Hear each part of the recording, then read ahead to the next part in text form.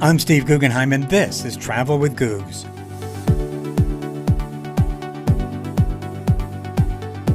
There are so many wonderful countries in Europe. One of the biggest problems is trying to decide where and how to go. A recent trip combined explorations on our own before hooking up with a tour company that took us from Berlin through Eastern Europe and the old communist bloc. We started in Amsterdam, which turned into one of our favorite cities.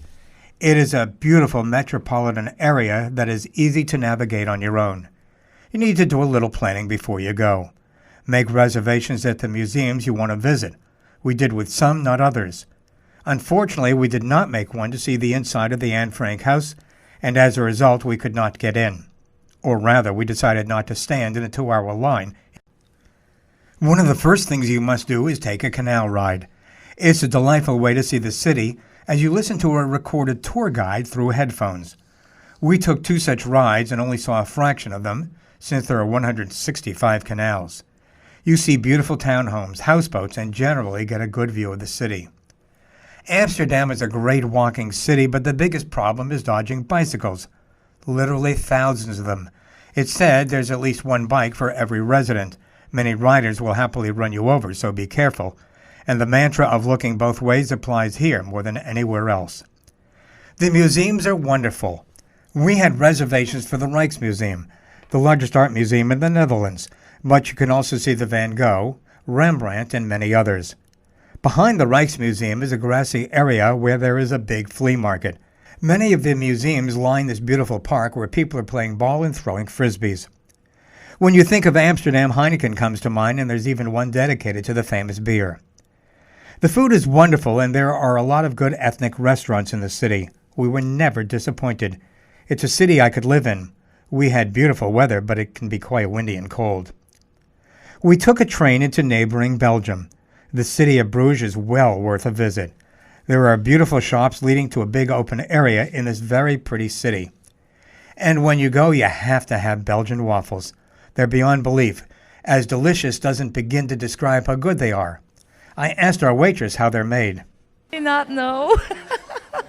There's only 2 people who know. That's the chef and the guy behind the bar here. And the boss. Back in Amsterdam, it was difficult finding the right trolley back to the hotel. The station is huge and the signs are not that clear. But then again, you can have similar problems in the U.S. From Amsterdam, we headed to Berlin. I had made reservations with a low-cost airline, and that was a mistake. The flight was fine, but we landed at a small airport. No shuttles, no taxis, but a long walk to the train station in hot weather. The ticket taker was not very helpful, to say the least. We got our tickets and with suitcases in hand went up a narrow escalator to the platform. The train finally arrived and we got on. We had suitcases that seemed to gain weight the more we carried them. We had to go down a steep set of stairs to sit. There were no signs in English, no conductor to help us. Finally, someone spoke English and told us what stop to get off. We then had to lug the suitcases up the narrow staircase and out onto the station platform. Down the escalator, we went to the main terminal. No signs in English. Finally, we found a taxi stand and headed to our hotel. It was a hot, harrowing day, and I think my wife and I each lost several pounds carrying the suitcases. The lessons learned: pack less and make sure price is not the main factor in your transportation. Landing at the main international airport would have made our trip a lot easier with fewer hassles. The combined Berlin, East and West, is a big city. For me, the highlights were Checkpoint Charlie, where people transited between the 2 sections of the city, and the remains of the Berlin Wall. At Checkpoint Charlie, there is a large picture of a U.S. soldier on one side and a Russian soldier on the other. The museum is quite interesting, the most fascinating part being how people in the East hid themselves in varying ways so they could escape. There are only small sections of the wall remaining, mostly filled with graffiti. A worthwhile side trip is to Potsdam.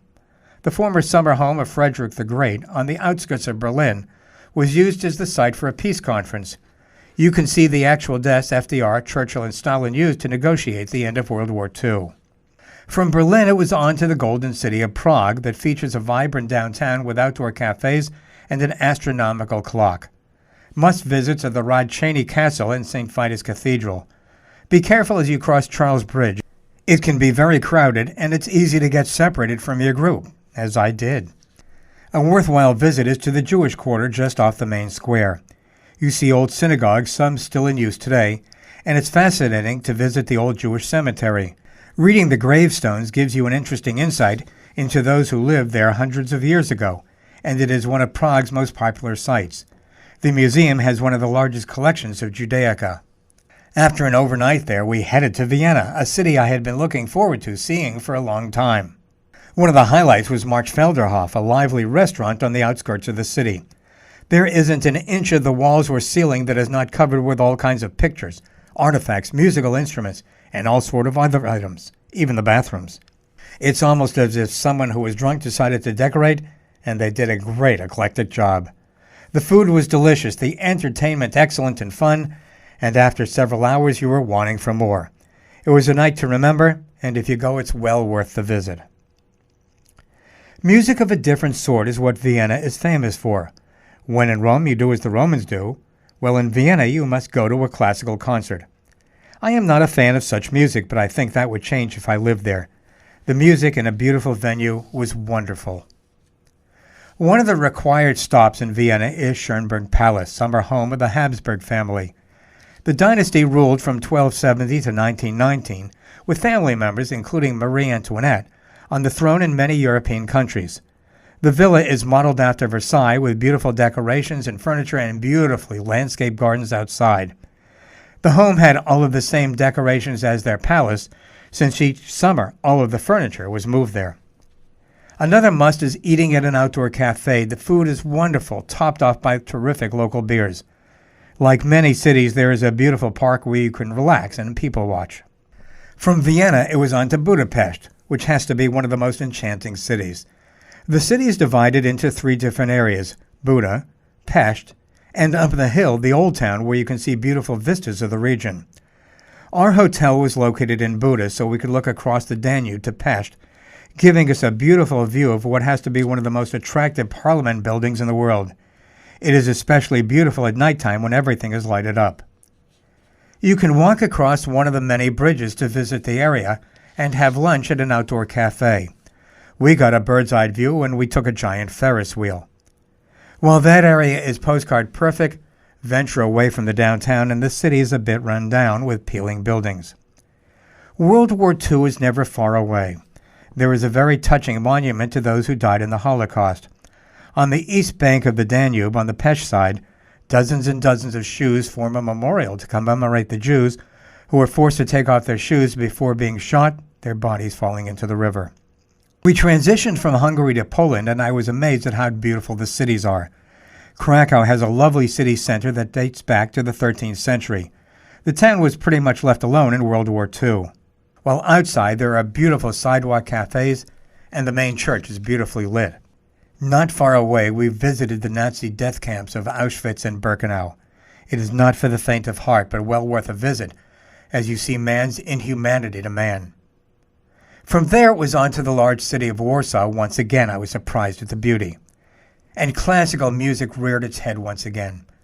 Sit on a bench near the historical center, and you hear music that is piped into the benches.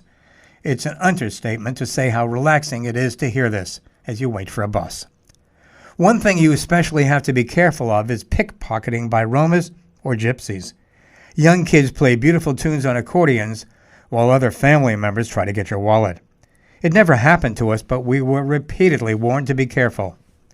There is a touching memorial to the Jews killed in the Holocaust, but you will be disappointed if you expect to see remnants of the Warsaw Ghetto, since it was totally destroyed. It was very interesting to tour Eastern Europe. Our guide on the trip we took with the travel company Colette was Boriana Robeva, who we call Bobby. She grew up in Eastern Europe and says there is a difference in travel between East and West. She says American tourists appreciate the history of the area more than Europeans. And Bobby says one of the big differences nowadays is how easy it is to travel and work all throughout Europe. Being a tour guide has to be one of the toughest jobs. They work 24 hours a day dealing with all kinds of people with all kinds of health conditions and constantly making reservations and catering to everyone. Having been on a number of escorted tours, I've seen this firsthand. I don't know how they do it. One final thing about traveling from country to country. Be careful with money. The exchange rate is constantly changing, and not all countries in Europe use the euro as their currency. I found it helpful to just go to an ATM when I get to a country and get the money I need. Don't expect to use a bank, since many will only allow their regular customers to come inside. And you don't want to take out a lot at one time, since it's expensive converting it back to dollars. By the way, only paper currency can be converted, so use your pocket change to get a drink or a snack before coming home. Use my name if making a reservation with Colette, and you may get a discount.